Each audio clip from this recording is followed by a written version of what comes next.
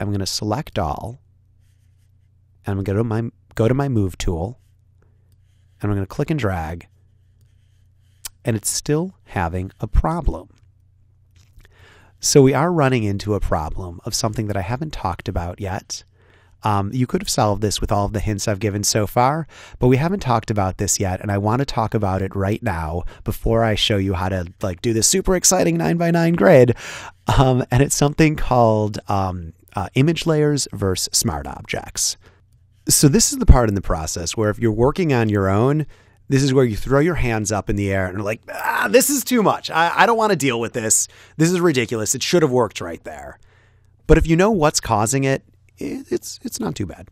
And what's causing it is the difference between a image layer and a smart object. So what I want you to look at right here is when I dragged in this hotel, it becomes a layer in this. So, every different object is a layer. And in this layer is a little icon. This icon right here. If you hover over it, it says smart object thumbnail. I was close. And these don't have that. And that means that this is an image layer and this is a smart object. Now here's the difference between the two. The difference is this, how technical should we get? This is basically being stored in a separate location. So if I do something like hit Command T and then make it, this small, let's actually zoom in on that and use the space bar to pan up. So it's all of, what is this? 16 pixels by 8 pixels, something like that. But then if I zoom out again, so let me just hit Command T and bring it back up, you're able to increase and decrease the size without any problem. And that's because it's a smart object. It's saving it elsewhere, so it's able to mess with it in a wonderful way. So I'm going to hit Command T and let's make it so it fills the entire screen.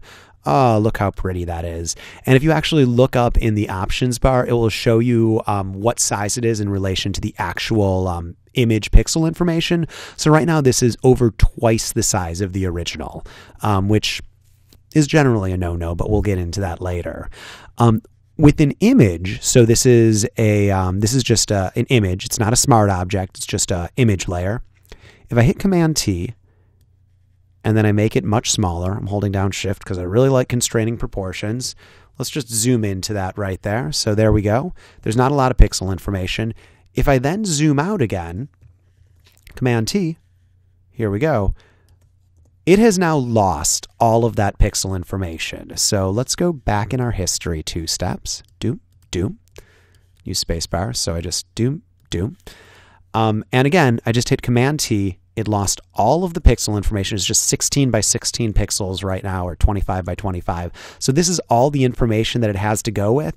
And now Photoshop is just guessing where to fill in the gaps between those pixels. And I have to say, it does a pretty good job, all things considered, but it's still just kind of guessing. So it does these giant gradient whatevers.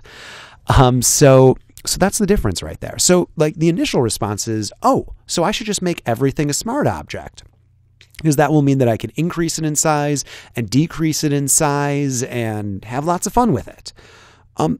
You can make lots of things a smart object. I actually kind of like normal layer images, and this is the reason. If I want to start really playing around with the image, so for instance, using my marquee and then using my move tool to move this over here, so let's just deselect that right there, then I can do that with this image. Because it is an image on this canvas, I can play around with it however I want. With the smart object, again, the thing with this icon right here, if I try to do that, so let's do the marquee tool and then try to move it, it doesn't let me do it. It's just there as a single image on the page. So it's much better if I want to increase and decrease it in size, but if I want to do anything else with it, it's really nice to have it as an image layer. So we'll dig into this more later, but the important thing, the only thing you need to remember right now is there are 2 different types of layers. There's more types of layers. There's 2 different types of layers you need to worry about right now. And one is called a smart object, and it has a little icon right like this, and one is just called an image layer. Whenever you're having a problem, in Photoshop, the first place to look is in your layers palette. I've said that a couple of times. I'll say it a couple of more. one of the things is the layer stacking order, for sure. Another thing is what type of layer is it? And it's possible if it's the wrong type of layer, you're not going to be able to do what you want to do. Now, notably, you can switch between. So if I were to right-click on this layer, don't be scared of what's about to pop up. It's a lot. And just hit rasterize layer. So here, let me actually click it right here so you can see this icon as I do it. So here we go, rasterize layer. This just becomes a normal image layer.